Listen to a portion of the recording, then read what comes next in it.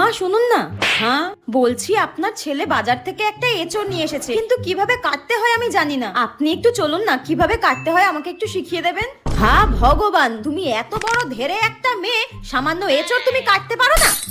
তা কি জন্য তোমার বাবা মা সাত তাড়াতাড়ি তোমার বিয়ে দিয়ে দিয়েছে? হ্যাঁ, একটা কাজ শিখতে পারোনি?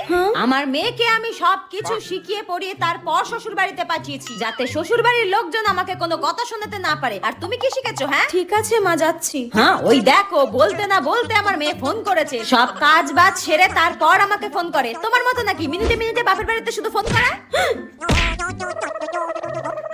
হ্যাঁ মা বল, কেমন আছিস? মা শাশুড়ি শুক্তো রান্না খেতে চেয়েছে, কিভাবে করব বলে দাও। শুক্তো কিভাবে করবি বলে দেবো? ঠিক আছে, তুই এখন রাখ, আমি তোকে পরে বলে দিচ্ছি। ওই কেমন আছি জিজ্ঞাসা করছিল। শুনুন মা, আমি সবই শুনতে পেয়েছি, আপনাকে আর ঢং করতে হবে না। বৌমাকে টাইট করতে গিয়ে নিজেই টাইট হয়ে গেলাম।